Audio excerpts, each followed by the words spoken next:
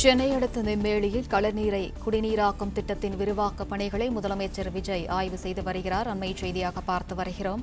சென்னை அடுத்த நெம்மேலியில் கடல் நீரை குடிநீராக்கும் திட்டத்தின் விரிவாக்க பணிகளை முதலமைச்சர் ஆய்வு செய்து வருகிறார். திட்டத்தை விரைவில் செயல்பாட்டுக்கு கொண்டுவர அதிகாரிகளுக்கு முதலமைச்சர் அறிவுறுத்தியும் உள்ளார். அண்மை செய்தியினை பார்த்து வருகிறோம்.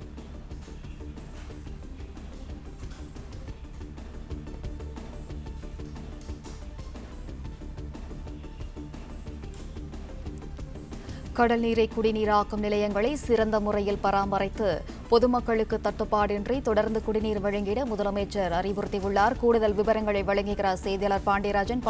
வணக்கம். விவரம்.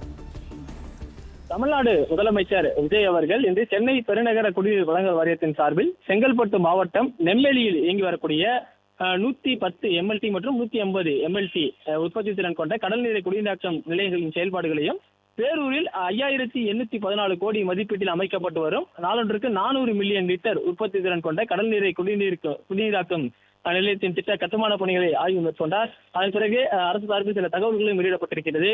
நாளொன்றுக்கு 110 மற்றும் 150 மில்லியன் லிட்டர் உற்பத்தி திறன் கொண்ட கடல் நீரை குடிநீராக்கும் நிலையங்களின் செயல்பாடுகளையும், பேரூரில் 5814 கோடியில் அமைக்கப்பட்டு வரக்கூடிய 400 மில்லியன் லிட்டர் உற்பத்தி திறன் கொண்ட கடல் நீரை குடிநீராக்கும் நிலையத்தின் கட்டுமான பணிகளையும் பார்வையிட்டு முதலமைச்சர் ஆய்வு செய்ததாக குறிப்பிடப்பட்டிருக்கிறது.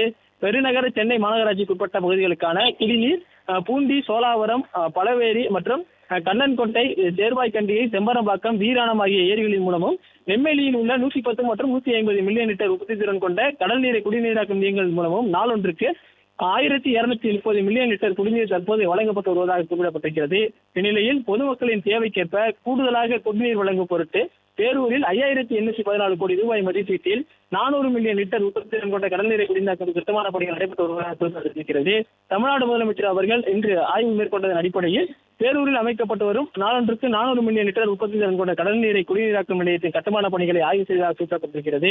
இப்புதிய நிலையத்தில் கடல் நீரை உட்கொள்ளும் கட்டமைப்பு, செவிநீக்கு வடிகட்டி மற்றும் சம்பூடு வெளியேற்றம் உள்ளிட்ட அந்த நடைமுறைகள் பற்றியெல்லாம் முதலமைச்சர் ஆய்வு மேற்கொண்டதாக சொல்லப்பட்டிருக்கிறது.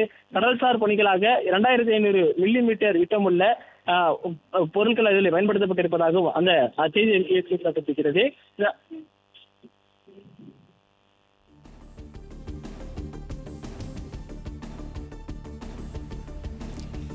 விவரங்களுக்கு நன்றி பாண்டியராஜன்.